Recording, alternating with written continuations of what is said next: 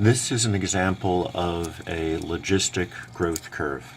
I'm basing it off of problem 26 from 4.2, but on the test you have to be prepared to work without a calculator, and so I've given numbers that are easier to handle.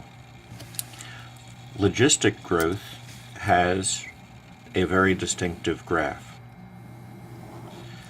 We start at t equals 0.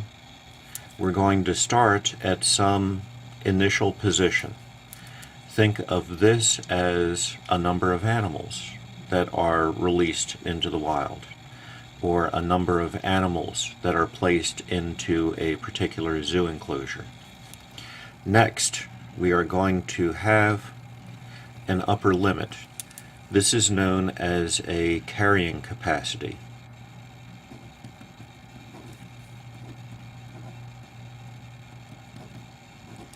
This is the number of animals of that type that the environment can consistently handle, the largest such number.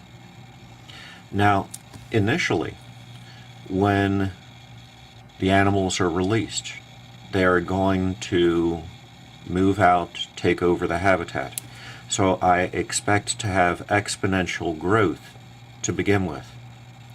But as they start using more and more of the habitat, more and more of the niches are taken up, and there is now going to be downward pressure from the environment because there's a limited amount of goods available.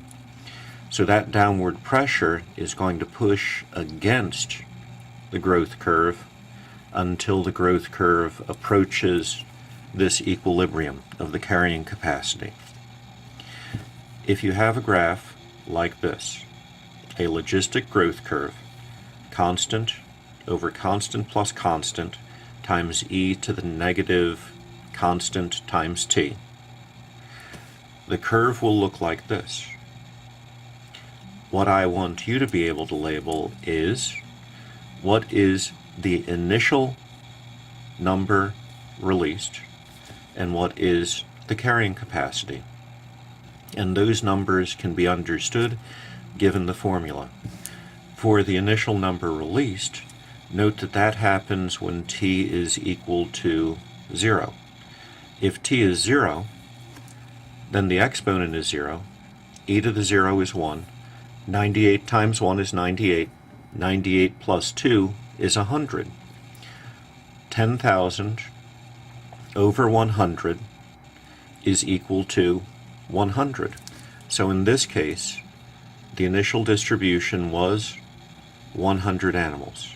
I can either write 100 animals or I can label it as the point 0, 100. That's the initial release. As for the carrying capacity, how many animals can be supported in this environment? As t gets to be large, this is going to be a large in magnitude negative number. E to a large in magnitude negative number is going to be very small, very close to 0. Multiplying it by 98 will still keep it close to 0. The denominator is headed towards 2. This part will become vanishingly slight. If the denominator is 2, then 10,000 over 2 is 5,000, and that will be the carrying capacity.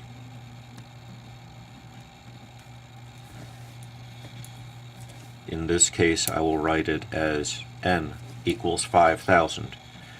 So we start with 100 animals.